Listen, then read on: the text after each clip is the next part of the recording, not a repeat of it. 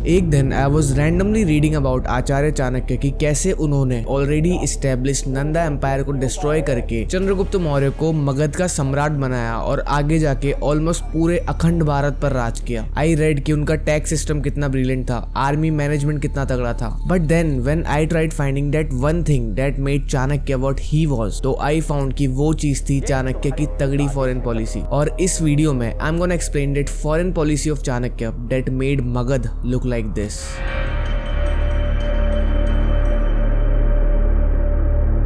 Now देखो, अगर we want to understand the foreign policy of any state or any country, तो सबसे पहले हमें ये देखना पड़ेगा कि उस देश का पड़ोस कैसा है। I mean उस देश के नेबरिंग कंट्रीज उसके अलाइज हैं या फिर दुश्मन।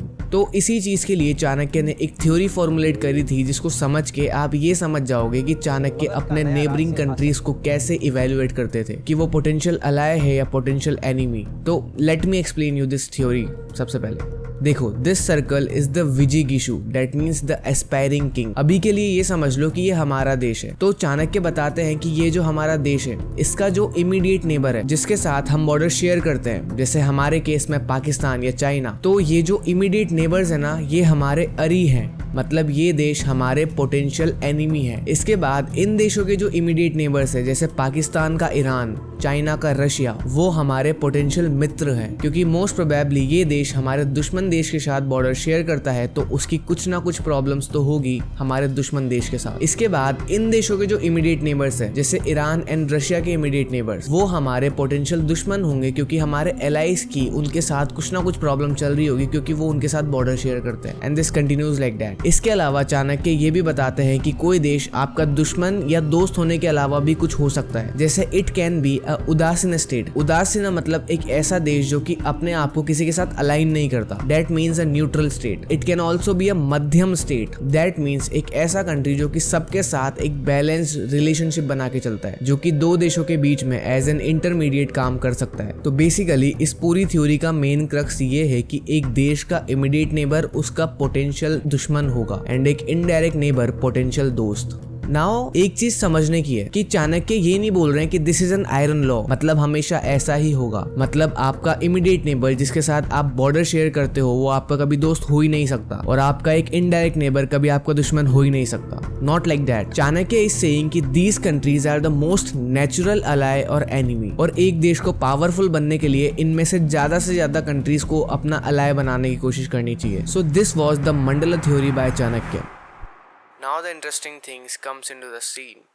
इमेजिन करो कि मगध एक कन्फ्लिक्ट में फंस गया है, मतलब उनका एक नेबर कंट्री उनको वॉर की धमकी दे रहा है बिकॉज उनका कुछ पुराना बॉर्डर इशू चल रहा था, जिसकी वजह से बात अब युद्ध तक आ चुकी है। एंड नाउ चाणक्य को as the prime minister of Magadh इस कन्फ्लिक्ट को सॉल्व करना था। तो ऐसी सिचुएशन में चाणक्य एक फॉर्मूला यूज करते थे, जिसका नाम आई एम श्योर आपने एक बार तो सुना होगा। द फॉर्मूला वाज साम दाम भेद दंड, और ये कोई मूवी का डायलॉग नहीं है, बल्कि it is an step by step formula to resolve international conflicts. तो देखो, इस कॉन्फ्लिक्ट की सिचुएशन में सबसे पहले Chanakya would have applied the concept of Saam, जिसका लिटरल मतलब है diplomacy and peaceful negotiations. That means Chanakya सबसे पहले अपने डिप्लोमेट्स एंड एनवॉयज को भेजेंगे टू दैट नेबरिंग कंट्रीज जो कि धमकी दे रहा है, ताकि बातचीत हो और बातचीत से ही मैटर सॉर्ट हो जाए। These diplomats would remind that king कि अगर हमारे बीच शांति कायम रही तो हमारा ट्रेड बढ़ेगा, किसी बड़े पॉलिटिकल थ्रेट से यूनाइट होकर लड़ पाएंगे। पर होता क्या है कि पड़ोसी देश कुछ ज्यादा ही अग्रेसिव हो चुका था, और चाणक्य के इन डिप्लोमेटिक एफर्ट्स को हवा में ले रहा था, बेसिकली हल्के में ले रहा था। And that is why Chanakya moves to the next step of this formula, that is daan. इसका लिटरल मतलब होता है कि अपने एनिमीज को कुछ वैल्यूएबल गिफ्ट्स देकर उनको अपीस करके उनके पॉलिटिकल डिसीजंस चेंज करवाना। तो Chanakya would have tried giving some valuable resources to that king. इसके अलावा अपने राज्य के नॉन स्ट्रेटेजिक लोकेशंस के लैंड पर कंसेशन दिया होगा, या फिर इवन कोई इंपॉर्टेंट ट्रीटी साइन करी होगी। दान का मेन कंसेप्ट ये है कि अपने एनिमी को कुछ ऐसा ऑफर करना कि अब उसके लिए वॉर में ना जाना ज्यादा बेनिफिशियल हो। पर इंटरेस्टिंगली ये जो देश था ना, जिसके साथ मगध अभी कन्फ्लिक्ट में फंसा हुआ था, ये कुछ ज्यादा ही श्योर था कि भाई we need to go to war, जिसकी वजह से नाउ चाणक्य को अब थर्ड स्टेप पे जाना पड़ा। पर उसके पहले एक चीज देखो, उस समय मगध की जो आर्मी थी वो स्ट्रॉन्गेस्ट थी in this whole region. But अगर ऐसा है तो फिर चाणक्य क्यों इतना सॉफ्टली रिस्पॉन्ड कर रहे थे इस वॉर थ्रेट को? आई मीन वो इस देश को सिंपली हरा सकते थे,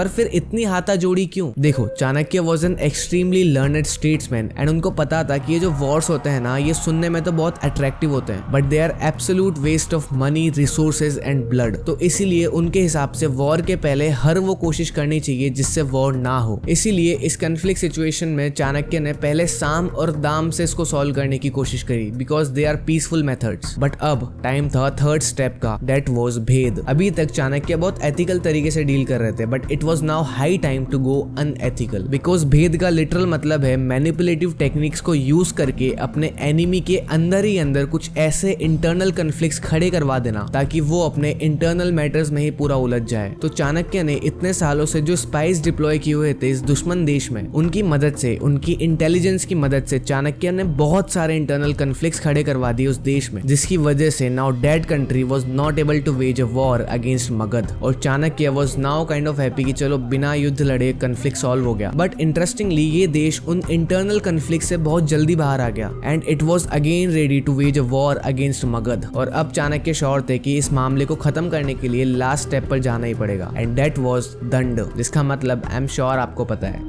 तो फाइनली चाणक्य सम्राट चंद्रगुप्त मौर्य के आदेश से अपनी आर्मी डिप्लॉय करते हैं, जल्दी से उस देश को हराते हैं ताकि कम से कम रिसोर्सेज वेस्ट हो एंड ये कन्फ्लिक्ट सॉल्व करते हैं। अब देखो, ये जो मैंने आपको पूरा सिनेरियो बताया, it was an imagined scene and not a real factual event. पर मैंने चाणक्य को जितना पढ़ा है उस हिसाब से I tried my best to explain कि ऐसी सिचुएशन में चाणक्य कैसे रिस्पॉन्ड करते हैं। But this is not all. इसके बाद चाणक्य ने एक काइंड ऑफ डॉक्ट्रिन दिया था नेम्ड शतगुन्यास, जिसका बेसिकली मतलब है वॉर टैक्टिक्स। चाणक्य ने इस डॉक्ट्रिन के थ्रू एक राजा के सामने 6 ऑप्शंस रख दिए फॉरेन पॉलिसी के, जिसे वो अलग अलग देशों के साथ अपने रिलेशंस के हिसाब से अप्लाई कर सकता है। द फर्स्ट पॉलिसी इज संधि, मतलब पीस। अब देखो, ये बहुत लॉजिकल है। चाणक्य कहते हैं कि अगर एक देश अपने दुश्मन देश के कंपैरिजन में वीकर पोजीशन में है और उसको ये पता है कि वो वीक है, तो उसको उस देश के साथ पॉलिसी ऑफ पीस बना के रखनी चाहिए और जब तक पीस मेंटेन है तब तक अपनी मिलिट्री कैपेबिलिटीज को बढ़ाना चाहिए ताकि बाद में नए ऑप्शंस खुल सके। इसके बाद द सेकंड पॉलिसी इज विग्रह,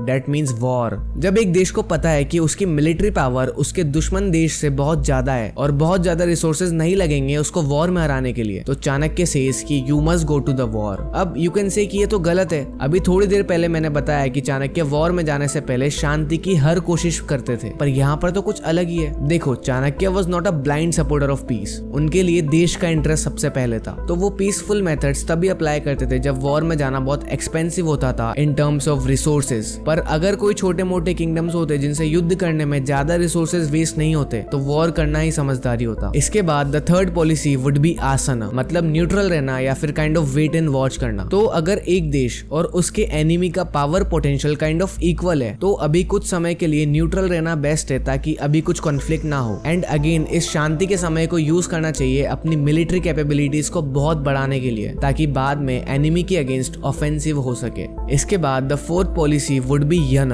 मतलब वॉर में जाने से पहले बॉर्डर एरियाज में अपनी मिलिट्री को डिप्लॉय करके काइंड ऑफ अपनी पावर का फ्लेक्स करना विद द होप कि बिना वॉर लड़े ही दुश्मन सरेंडर कर दे। Now the fifth policy was समश्रेय, दैट मींस अलायंस। तो यहाँ पर चाणक्य इज सेइंग कि अगर आपका दुश्मन देश आपसे बहुत स्ट्रांग है and there is no possibility कि नियर फ्यूचर में आप उस देश की मिलिट्री पावर को सरपास कर जाओगे, तो समझदारी उस देश के साथ अलायंस बनाने में है, ना कि उसके साथ कन्फ्लिक्ट्स करने में। Now the last and the final policy was द्वैधी भाव, मतलब डुअल डिप्लोमेसी, बेसिकली मतलब डबल गेम्स खेलना, जैसे डबल एजेंट्स को यूज करना। So this was the 6-fold policy of Chanakya. And इस वीडियो में मैंने अभी तक ये जो कुछ भी बताया, यही था चाणक्य की फॉरेन पॉलिसी का मेन क्रक्स। अब इसके अलावा इन्होंने फॉरेन इंटेलिजेंस पर, मतलब दूसरे देश में कैसे तगड़े स्पाइस डिप्लॉय करने हैं, उनको ट्रेन कैसे करना है, उनसे इंफॉर्मेशन कैसे सीक्रेटली ट्रांसफर करवानी है, इन सब के ऊपर भी अर्थशास्त्र में बहुत डिटेल में लिखा है। इसके अलावा सैबोटाज कैसे करना है अपने थ्रेड्स को, उनका सीक्रेट असैसिनेशंस कैसे करवाना है, उनके ऐसे ऐसे तरीके बताए हैं कि they deserve a separate detailed video. अब जाने से पहले बस एक चीज कहूंगा कि आचार्य चाणक्य ने ये सब फॉर्मुलेशंस आज से करीबन 2000 साल पहले करी थी एंड इंटरेस्टिंगली उसमें से मोस्ट ऑफ द थिंग्स थोड़े बहुत ऑल्टरेशंस के साथ आज भी रेलेवेंट है and that is not a joke.